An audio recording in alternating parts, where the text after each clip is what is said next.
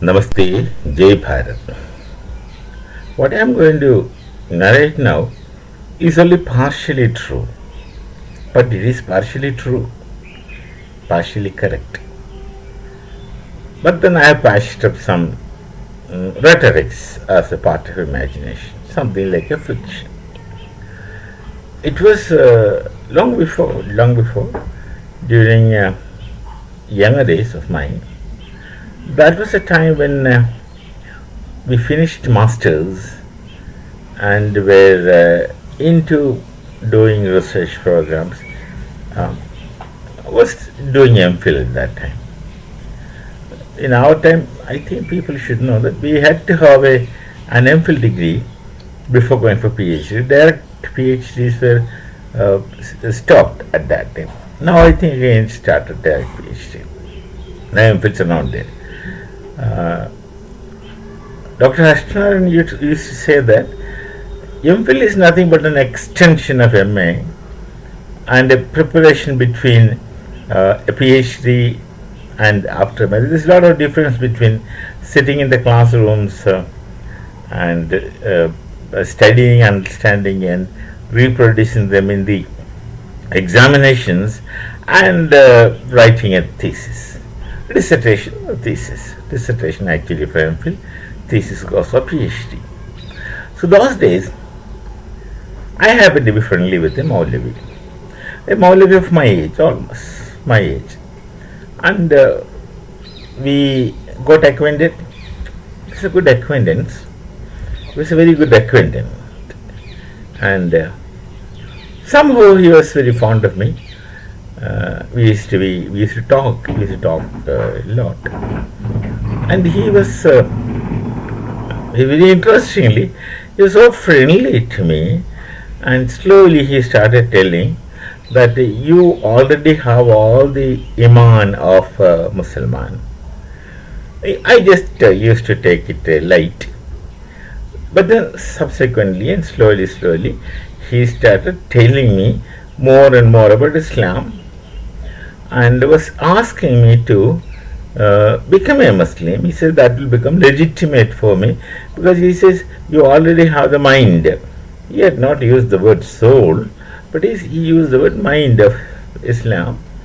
Then I used to tell him that this thing makes no difference to me, because I am more drawn to the Mimamsa philosophy. I spoke little about Mimamsa philosophy with him also.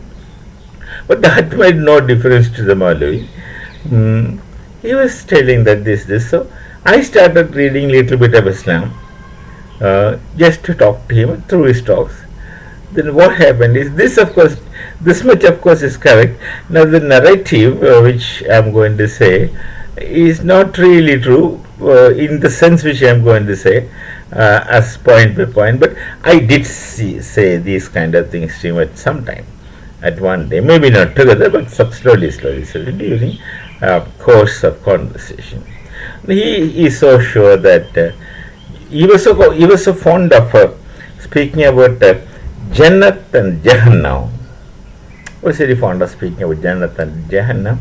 He was so hopeful about the greatness and comfort and the promises which he believes in Jannat, and was so afraid of this place called Jahannam, and Jahannam's fright was there, and the beauties of Jannat was there in his belief. Anyway, so he wanted me to be with him in Jannat.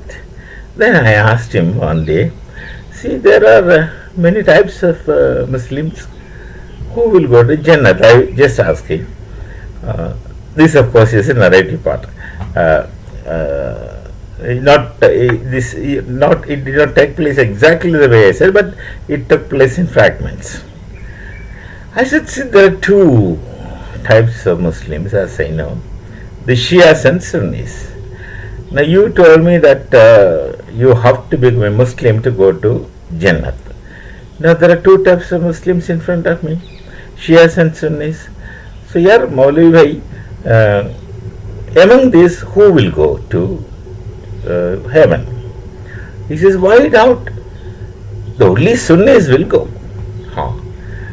What only Sunnis will go. Then I asked him, among Sunnis, there are other sects, and who will go among these sects to heaven?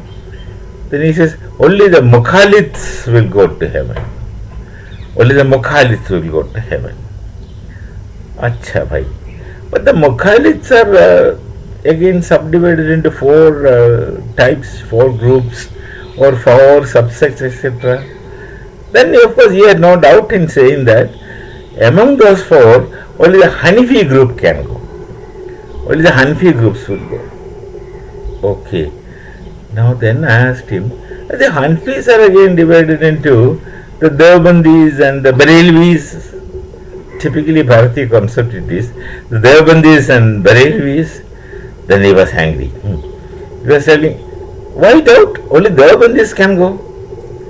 Acha bhai. Now Deobandis are again divided into Hayatis and Mamatis. By the time Maulavi got fed up and he said, Bhar mein jao tumhara. तुम कोई नहीं जाएगा. No, he was so upset and asked.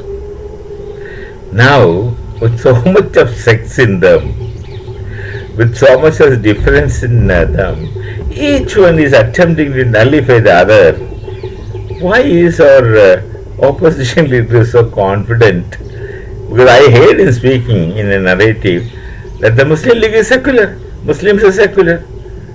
Either he doesn't understand the meaning or word meaning of secular, or he doesn't understand anything, or he is simply playing along with whatever intentions and the desideratums he had been nourishing in his mind. So this is a story of my friend Maulavi. Of course, we didn't quarrel and we continued to be friends. I don't know where is he these days. Much later, I never had any contact with him afterwards. Those days, until you are very close, you don't write letters. Even the best friends stopped using an inland and writing 2 lines and dropping it in the post box. Hardly people used to do it. Only very few people used to do it. So like that you lose contacts. Then many such contacts came up after the coming of Facebooks, etc. Old friends appeared. But this Maulavi is never found in any contact. I don't know where is he. But this is something which partially happened. Actually, all this conversation happened, but not at one time. Through a long period of conversation. So this is a situation of people, and where many people are very, especially in the opposition, they are projecting. And if you look at the history of Bharat, particularly after independence, that is, even after independence, there is a lot of what you call highlighting Muslim talks, things, and stories goes on, and one fails to understand for why. Are they also afraid of these two places, Jahannam or Jannat? I don't know. Otherwise, why should they be so fond of such a complicated approaches to thought system, where each sect is trying to nullify the other, and no one is sure which is right and which is what. Till we meet again, we suppose we'll meet again, and till then, Namaste, Jai Bharat, and Jai Shri Ram.